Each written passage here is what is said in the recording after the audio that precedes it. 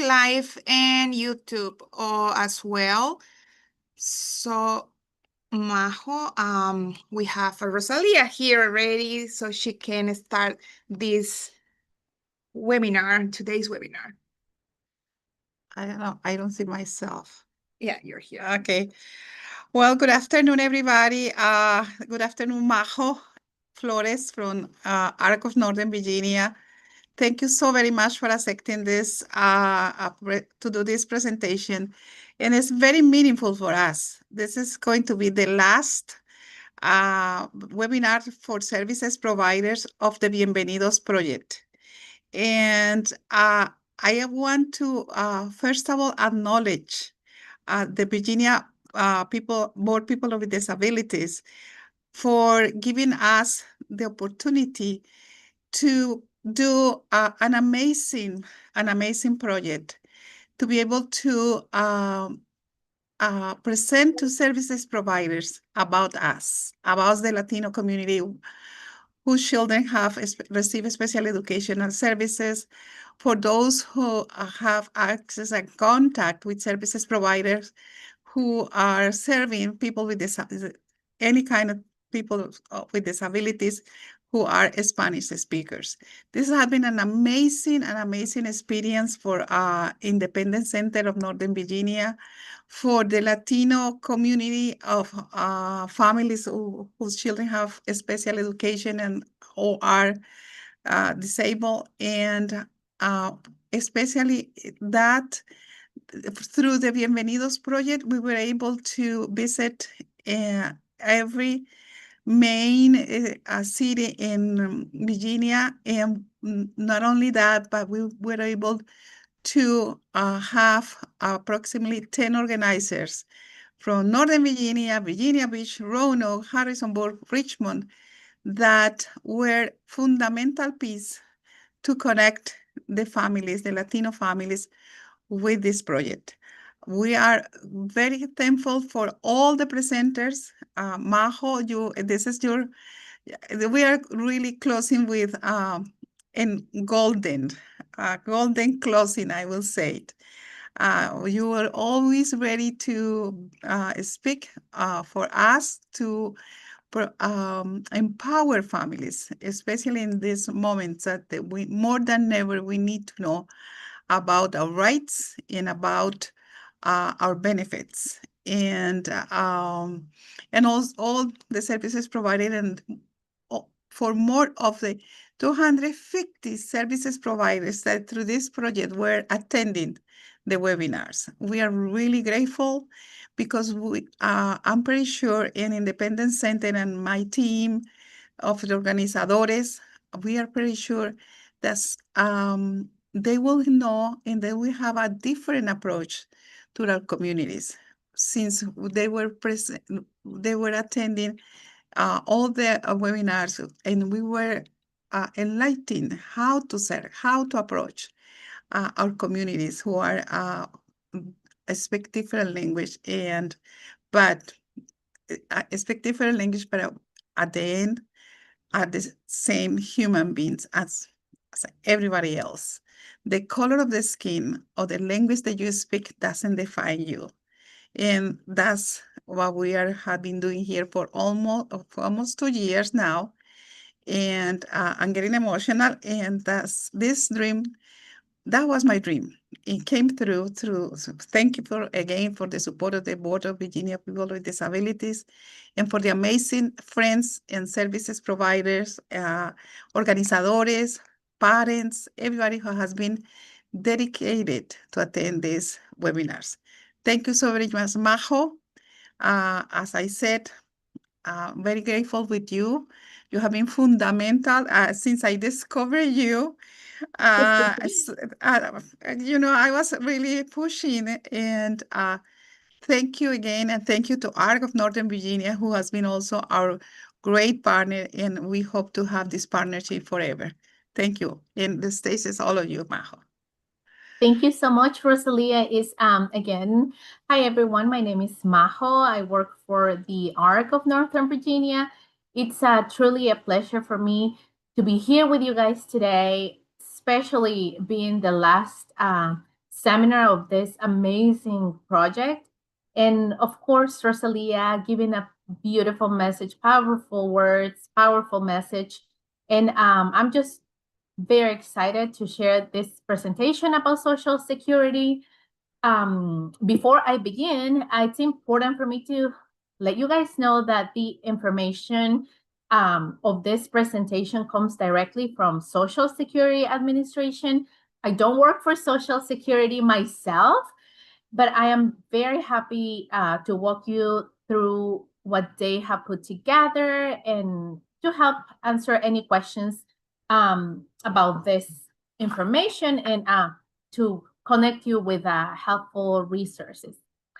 Okay, again, I did not make this presentation, but I'm just very, very glad to share all this information with you guys. Okay, Social Security. Let's go ahead.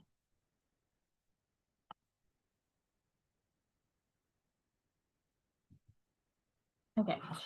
First, I'm going to read this disclaimer from the Social Security Office. Participation in this presentation does not constitute an endorsement by the Social Security Administration or its employees of the organizations and information and products not provided by SSA. This information that I'm going to present today applies to calendar year 2024. This is the last information that we have from the office, the most current. So, numbers will be shared, information will be shared. That's what we have as of today. Okay. I know that Social Security benefits, that's a topic that is very, very interesting and very important for us to know, whether we have a disability, we know someone with a disability, we are the parents of someone with a disability. It's really important to understand and to use all the benefits provided by this office. So first we have here SSDI, that stands for Social Security Disability Insurance. And we also have SSI, which is Supplemental Security Income. Today, I'll be speaking about both of these topics. They are very different and similar in some ways. So just so we have an idea, SSDI, that's going to be the initials that I'll be using for Social Security Disability Insurance. And SSI, I'll be using that abbreviation for Supplemental Security Income.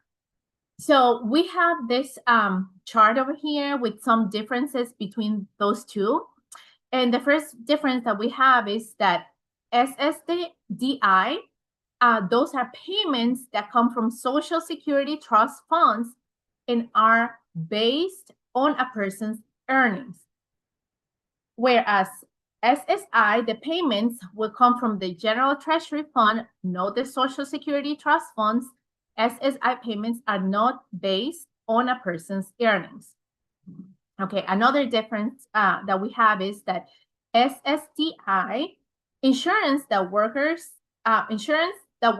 earn by paying Social Security taxes on their wages. It's that type of insurance, kind of. And SSI, it's needs-based public assistance program that does not require a person to have a work history. So we can see two main difference, in SSDI, work, it's very important, and SSI has nothing to do with work. Then we have SSDI pays benefits to disabled individuals who are unable to work, regardless of their income and resources. SSI pays disabled individuals who are unable to work and have limited income and resources. Pays aged individuals 65 and older with limited income and resources. So income is a very, very, very big difference between these two. Another difference, SSDI pays benefits for workers and for adults disabled since childhood and must meet insured status requirements. And SSI, those are benefits for children and adults in financial need, must have limited income and limited resources. So what you can see here is work and income are two of the main difference between these two. Okay, now the Social Security Administration has defined disability as a person who cannot work due to a severe medical condition that has lasted or is expected to last at least 1 year or result in death. Also, disability can be defined as the person's medical condition must prevent him or her from doing substantial gainful employment, work that he or she did in the past, and it must prevent the person from adjusting to other work. Okay, now how do you qualify for Social Security disability insurance benefits? Because we saw at the beginning that this type of benefit is based on work. You need to earn credits. This is a little bit tricky for me to explain, and it might be a little bit difficult to understand, but I'm going to really try my best to explain this for you guys. So to earn credits, you earn credits when you work and when you pay Social Security taxes. So I have here, let me read you this. Give me one moment.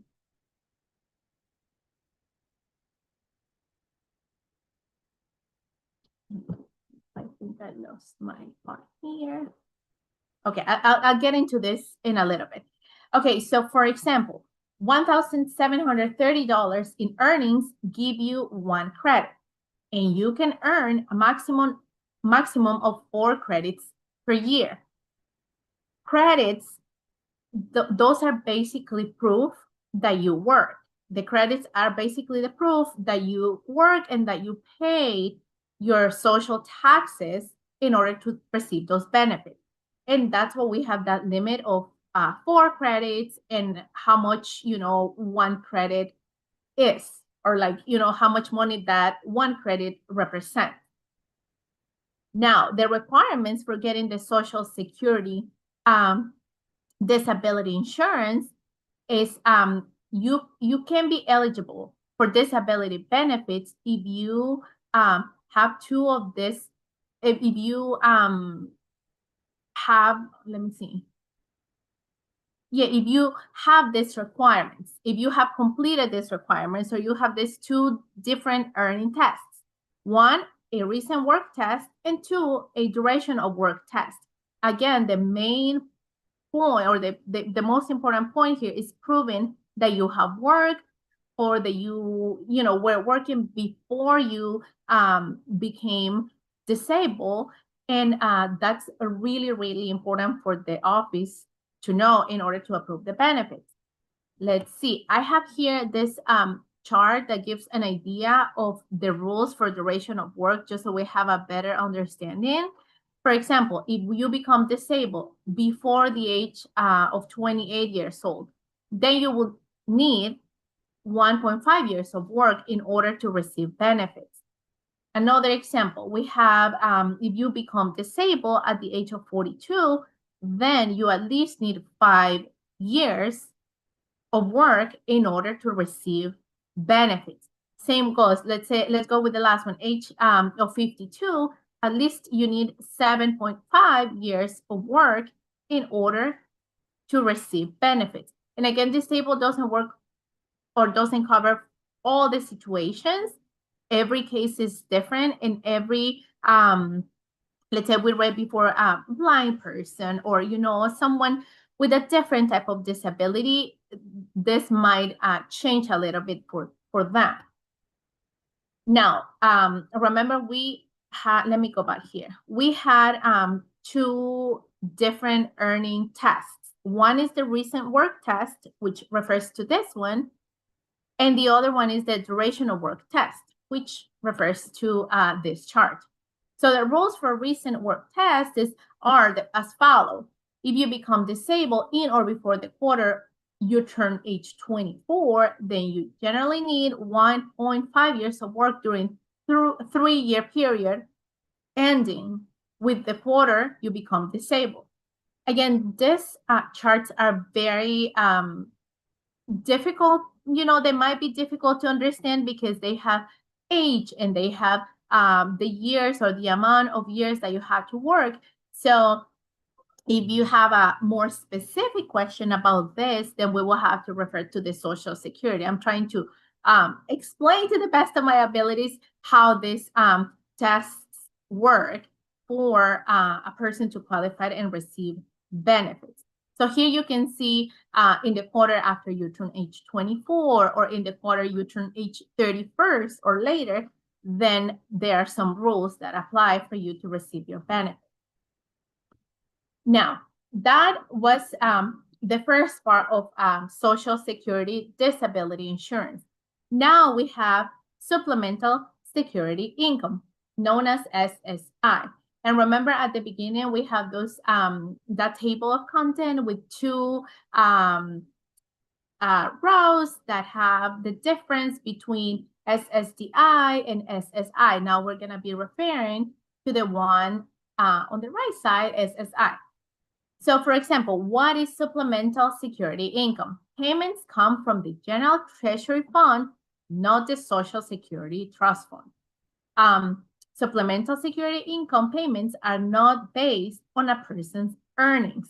That's very important to know because the other one was based on how long the person worked, how much they made, and all of that.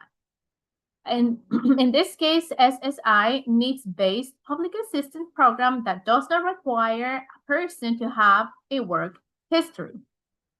And this benefits children with disabilities or disabled individuals who are unable to work and pays aged individuals 65 and older. Also, the benefits for children and adults in final need must have limited income and limited resources. Remember, we mentioned that work is not important in this case, and income is very important for the Social Security Administration to consider in order to approve the benefit.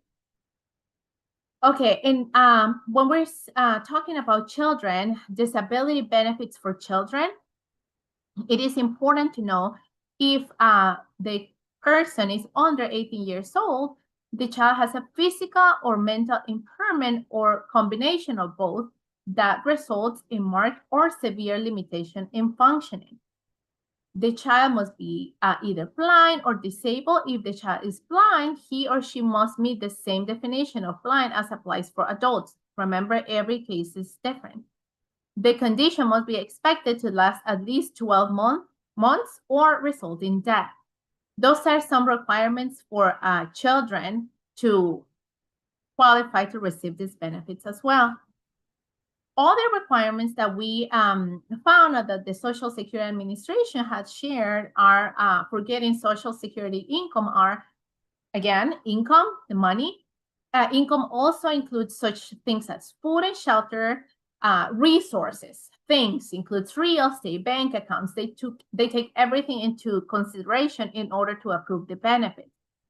The person who is trying to obtain these benefits must live in the United States and must be a U.S. citizen or a qualified non-citizen, which are different rules for this requirement. Okay, so now we ask ourselves, when should I apply for disability benefits? Well, you can apply whether you are doing it yourself or someone is doing it for you. You can apply as soon as you become disabled. Processing an application for disability benefits can take 3 to 5 months. And Social Security office will be able to process the application faster if you help them to obtain information, all the information that they need. Okay, here is, you can see the Social Security Administration online website, right? You can go, you can see this arrow over here, you can click benefits, and then you will see the different type of benefits that you can apply for. And the case of someone with a disability, whether, again, the person has a disability or you're applying for someone with a disability, here's the type of benefit that you will see on the screen: survivor, supplemental security income, retirement, disability. Right? I'm sure you see here. And then once you click that link, it will take you to the next page, and it will show you the steps, step by step, on how to apply for the benefit. Okay. It's important to have, the contact information of the Social Security office. Here's a telephone number that they have shared. They take the calls from 8 a.m. to 7 p.m. Monday through Friday. Or you can contact your local Social Security office, and you can complete the online disability report that they request over there.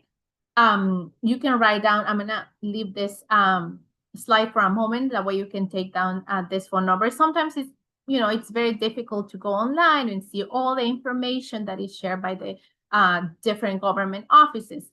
So it's really nice to have this important information, like telephone numbers or the specific website where you can go and start your application. Okay, let me leave it here for a few minutes.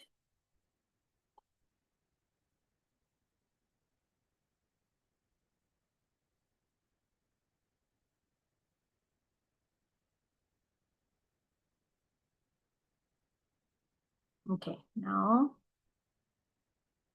here you go. So now the application process, again, it's very important to complete the benefits application. Again, that should be in the website. It's very important to complete the disability report. And what is that going to include? It's important for us as caregivers, parents, or if we have the guardianship of someone with a disability, to have all the medical records, all the medical reports, any document that proves the disability of a person. It's really important because this will be required in order to obtain the benefits. So I know that we have spoken before about how important it is to keep, education folder, a medical folder, or, like you have your own organization at home, but it's really important to keep all the medical records in one place, because this will always be requested and will be the only proof of a disability, one of the main proofs of disability of a person. And then you sign the consent for release of information. It's important to know that when benefits are approved, they can be retroactive. I'm not sure if I say that pronouncing that word correctly, but that basically means that Social Security may pay for months of benefits from the approval date, depending on whether or not the person was eligible. So let's say we submit the application today, and it takes 6 months for it to be approved. Then we receive our letter confirming that the application was approved. Then we're going to start receiving payments from the moment that the application was submitted, because that starts counting from that. Okay, so what happens next? Once we submit the application will be reviewed to make sure you meet all the basic requirements for disability benefits. They're going to be checking whether you worked enough years to qualify, and they evaluate any current work activities. If you meet those requirements, they are going to forward your case to the Disability Determination Services office in your state. Here's also the contact information of the Disability Determination Services. Just again, it's really nice to have these phone numbers just so you can call or check the status of your application.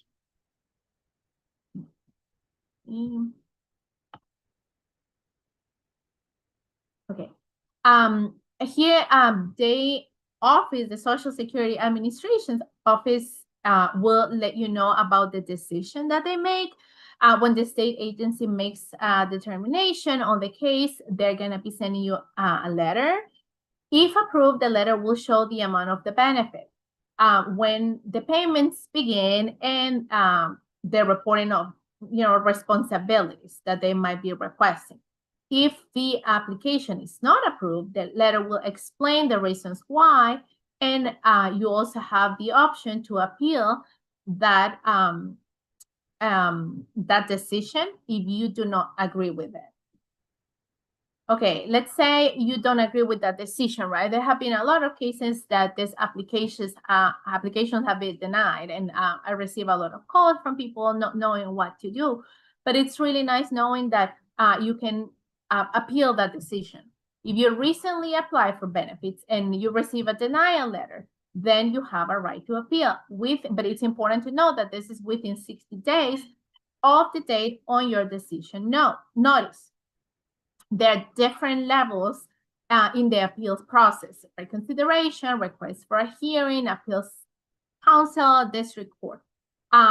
These are different, levels that people at least have the option of, obviously, if your decision is, if your petition, is denied, then you get to request reconsideration of that decision, and then you wait. If it's denied again, then you go up and up and up until you are satisfied with the decision that the Social Security Administration will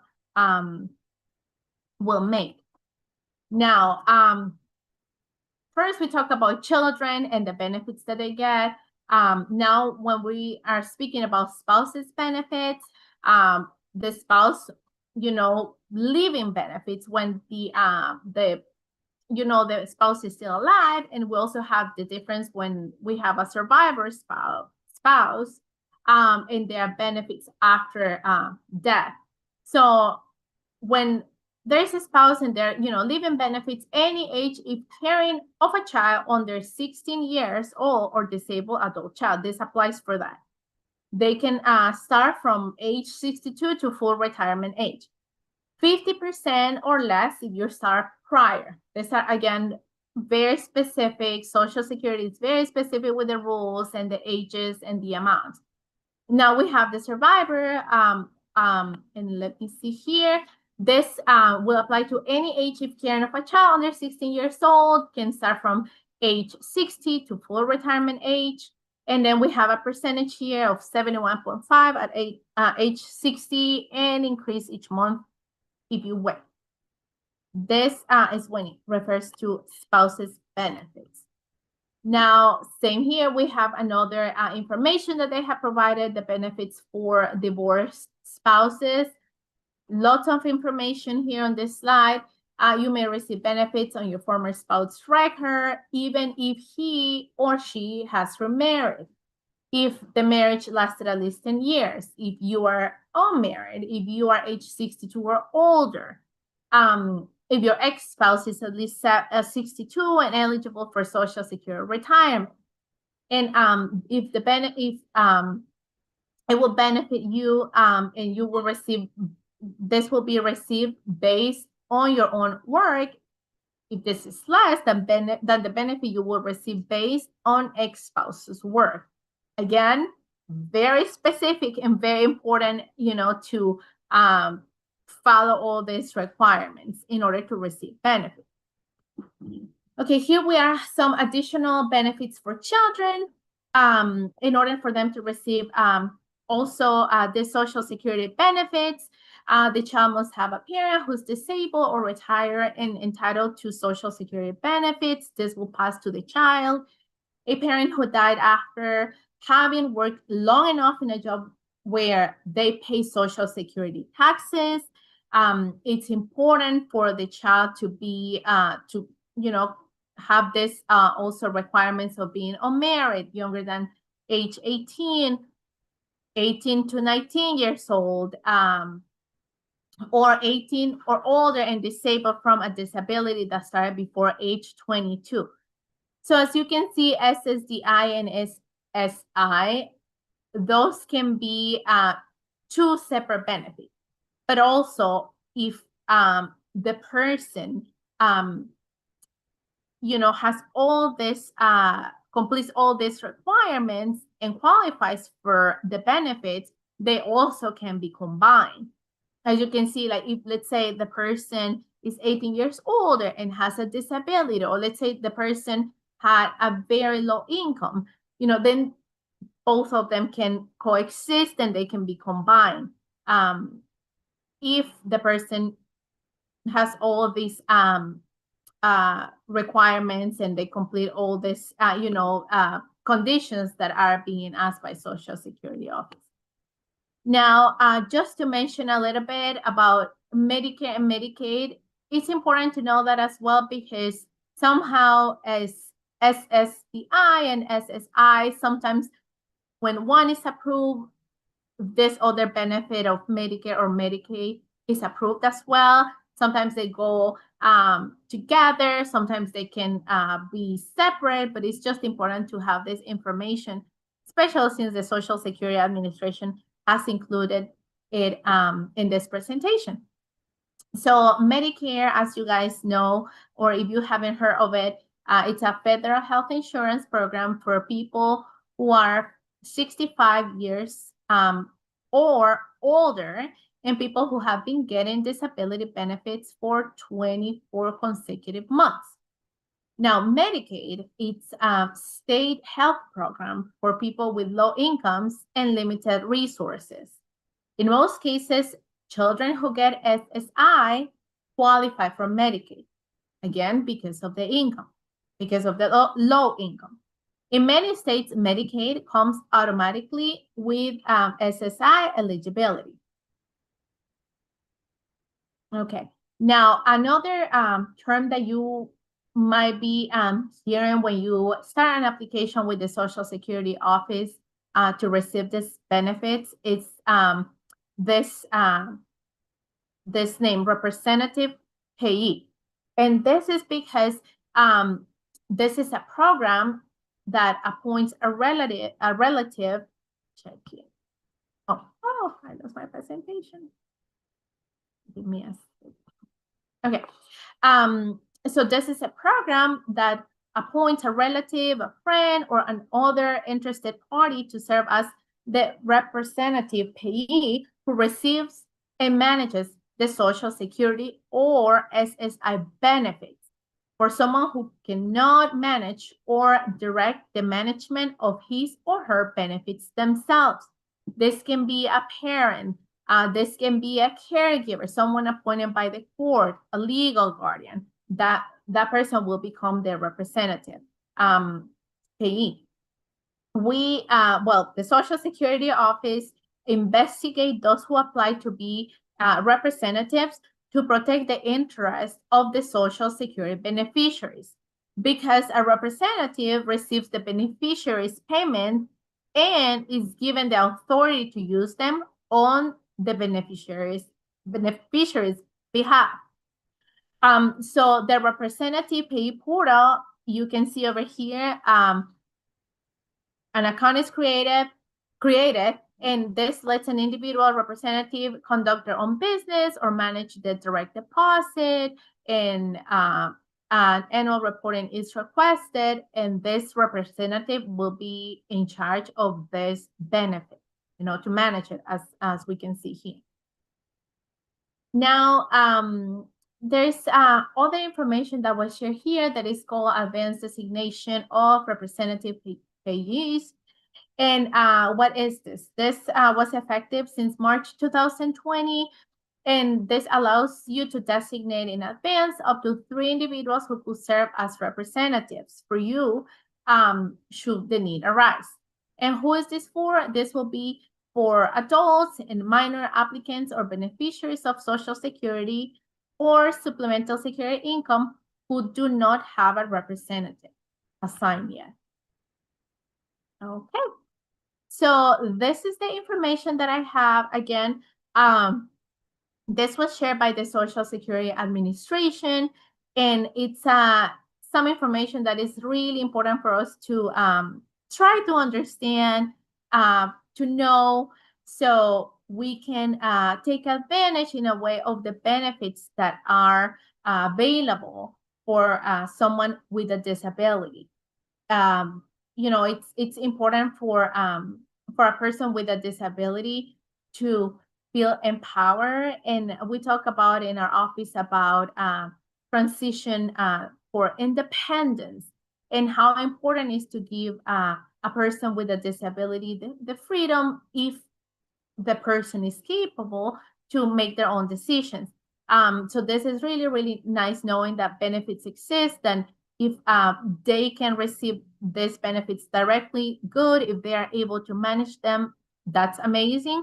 But if not, there can knowing that someone can take care of these benefits is also very comforting and empowers families, empowers the person with a disability, to know that they are not alone, to know that they can have an income and they can live with it if they are unable to work. So this is what I have for you guys today. I'm sure that there will be questions. I'm going to try to answer them to the best of my abilities, again, because this topic is very specific to the Social Security office. But I also have some clients that have come to me and shared their stories about how they apply to obtain this benefit.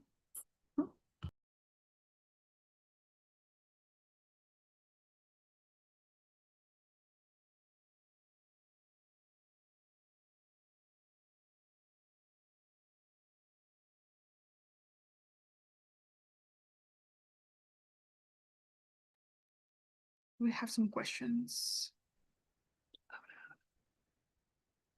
Do we have some questions here? Ruben says, hello, ECNV. Hey, Ruben. Aquí hay una. What is the full retirement age in Virginia? Majo, can you hear us? Yes, okay. So the Hold question... on. I'm trying to see the chat here to see if I can... We found it. We found Okay. it. So Okay. Carla says, yeah, we were looking for the chat as well. Okay, Carla says, what is the full retirement age in Virginia?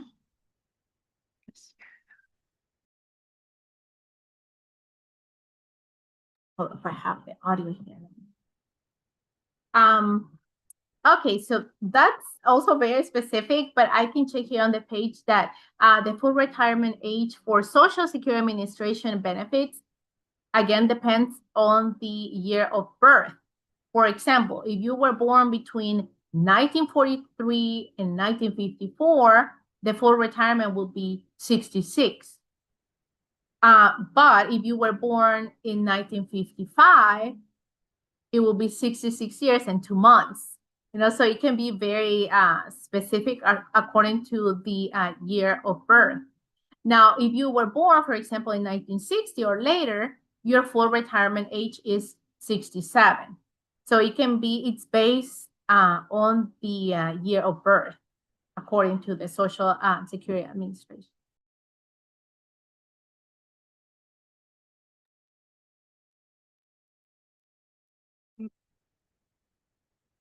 Majo, that means that, to clarify, that the retirement age is not related with Virginia. It's related with the federal standards, the federal guidelines of the Social Security.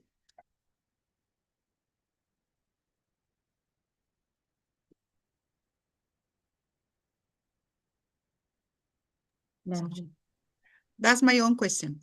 Yeah, I got it. Here.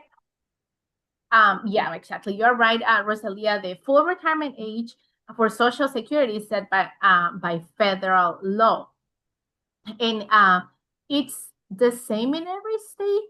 That's at least my understanding, including Virginia. It doesn't change where you live, so it's determined by your year of birth, and it's not by the state again, or not by any local programs. It's dependent on the age, the year of your birth. So yeah, that's my understanding. That's what I have here. And I'm also double checking just so I can tell you guys whatever I find online, just to make sure that I am saying what Social Security and their website and their page is also stating. Yeah.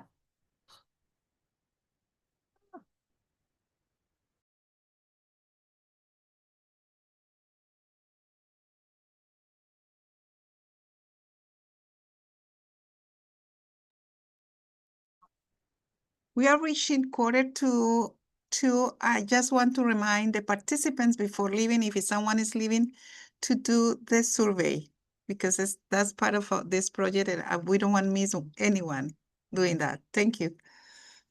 And I see some people here who speak Spanish. We're also going to be sharing this same presentation tonight that will be in Spanish in case you want to join or if you want to tell others to join, if people have questions about this. Again, can be very, a little bit confusing, but, it's just really nice for everyone to be here just because if you have information, you have power. And whether we understand every single detail or not, at least we know that benefits exist, benefits are out there and that we can apply and we just wait and see if we qualify for them. So that's, I'm just glad that you guys are all here. Again, this seminar will be shared in Spanish tonight. And if you want to join again, if you speak Spanish or if you have someone who does and wants to learn about this, then that'd be great to have you guys tonight. We also have another quick question. I have a quick question. I received money from SSI and I have never worked it. So if I start to work, what is the limit amount of hours that I can make if I can start working without losing my benefits?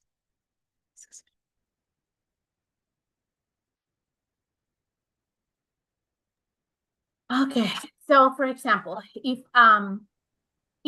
you receive SSI, right? Okay, and have never worked, yeah, you can definitely start working, but it's really nice that you already know that there is a limit about hours or about the amount of money that you will be receiving. The kind of like the general rule that the Social Security office has is that the Social Security income is needs-based program, right? So your monthly payment is reduced based on how much money you earn, if that makes sense. So the Social Security office kind of uses something called earned income exclusion. I believe that's, to calculate this. So for example, in 2025, this is an example of the limits. And there is a chart here that I'm looking on their page. So in 2025, the first $65 of your earned income per month is excluded. And then there's like a rule that says that half of the remaining income is subtracted from your Social Security benefit. To make it easier, let me see. Is if you earn $200 a month, $65 are excluded. So then the amount will be $135.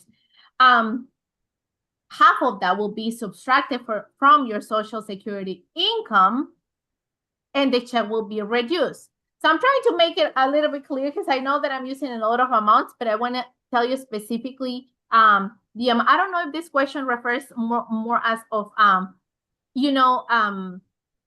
when the person receives like the monthly income, if you're gonna be losing your Social Security benefits. I think maybe that's what the person is asking, right? It can be. And that's the mainly concern that our community for people with disabilities who are receiving SSI, but also want to work. And we are I will say all the independent centers, that's our target. That's our mission, to help people with disabilities and also ARC prepare them to work and to be able to live independently. And is always the issue amount of people with disabilities. If I'm going to lose my benefit, but I will say that they can consult directly to you, to ARC, or to the Social Security office. That will be based on individual cases, or is a general rule? Yeah, I know that it's a general rule because this comes a lot when we have when we share information about trusts and how important it is for a person to have exactly their money in a trust account. I know that there is an exact amount, and I believe it's like no more than, let's see, it's like around $2,000 a month.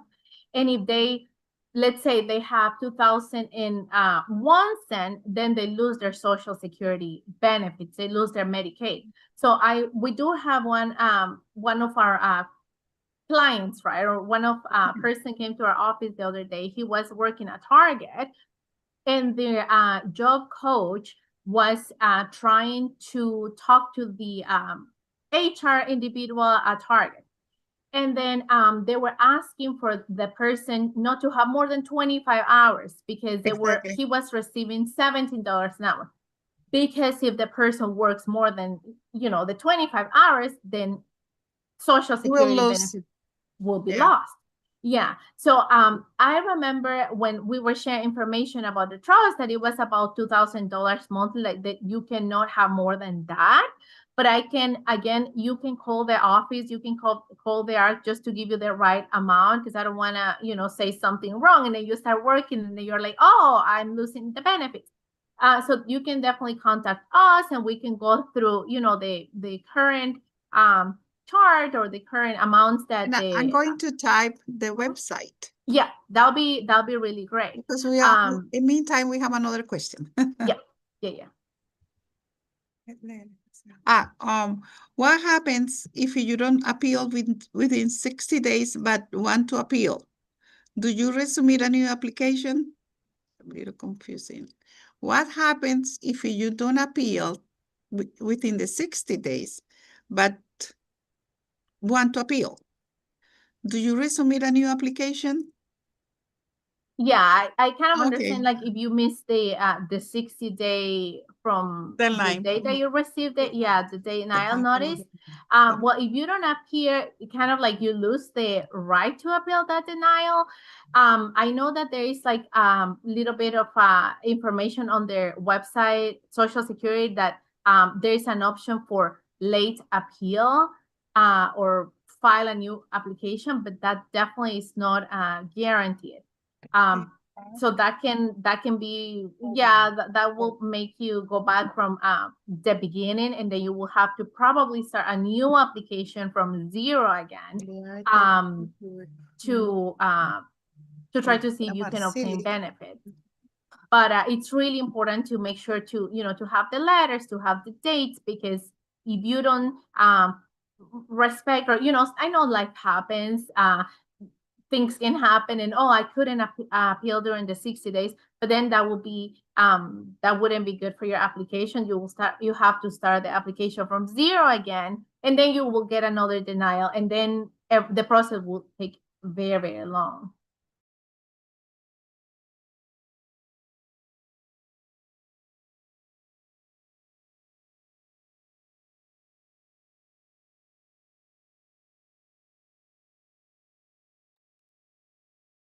We do not have any more questions. I think we are getting to the end, Majo. Please. Yeah, no more questions in the chat. I just want to thank you. Please, we are going to stay live for couple more minutes for allow participants to do the survey. It's very important for us to have that for our final reports and see if we can, in the future, we obtain again funding to do the second phase of this project. But we need to demonstrate that our communities are eager to know more, and they are receiving quality of information through our webinars. I would thank you, Majo, and I will see you tonight in español. Muchas gracias. No, thank you so much. And thank you, everyone, for joining. And, if you have questions, you can contact our office. And yeah, we're here to help you. And happy holidays already. We're I can see that you are already in holiday mood. Oh my God. Yeah, we need to always look at the good things in life. So happy holidays. I hope that everyone stays safe, and hopefully we can, you never know, maybe next year you'll have Bienvenidos again, and I would love to be with you again. Absolutely, absolutely. Thank Everybody will be you. welcome back. Yeah, thank you so very much. Okay. Thank you, everyone.